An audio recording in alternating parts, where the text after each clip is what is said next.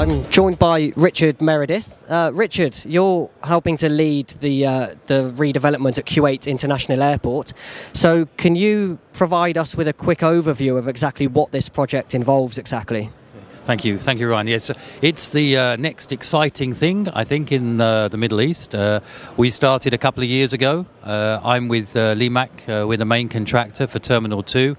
It's a new 711,000 Foster designed building with a passenger capacity of 25 million passengers, 51 contact stands, and it's part of the redevelopment of Kuwait International Airport, which in itself is part of the 2035 Kuwait project, which is about upgrading their infrastructure. And fair to say that it's a very ambitious project, would you say? Yes, it is ambitious. It has a lot of architectural features which are ambitious. We're making it out of precast concrete arches with shell cassettes forming an inner roof, which you will be able to see. These shell cassettes are some 3 meters by 3 meters steel with concrete. There are 39,000 of them. Only 3 are the same. So we have the challenge of how to make 13,000 different pieces and then make each one 3 times. We're out of the ground now. You can see on social media the arches are starting to be formed. We've cast about 20% of them, 800 to go.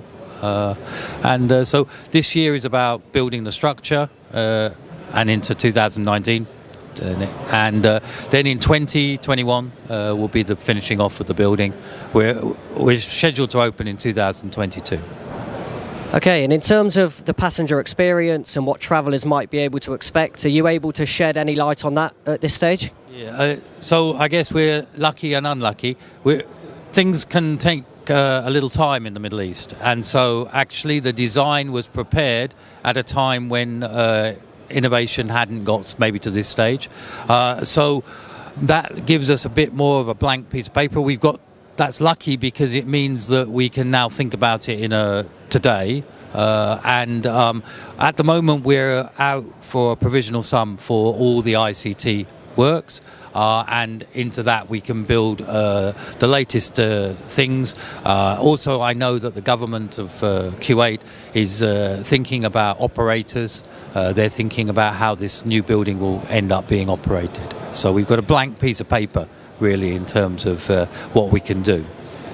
Okay, and you personally have worked on some big airport projects, of course, in the past. So are you taking any inspiration from those projects and applying them in Kuwait? Yes, as you say, I worked on Hong Kong International Airport. I worked on Istanbul Grand from pre-tender time. It opened last month.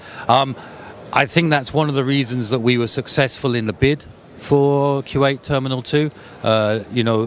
Turkish contracting companies are very strong.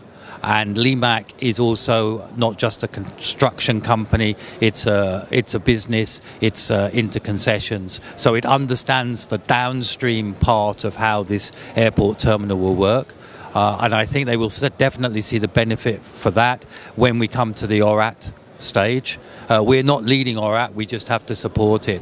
But yes, what happens at ORAT is the contractor has to be made to change direction from what he's building to what does the chief operating officer need to make this thing work. And when you can understand that and you can change the project team, that makes it very powerful way in which you can make it as easy as possible to open these big airports. Great, thanks for your time.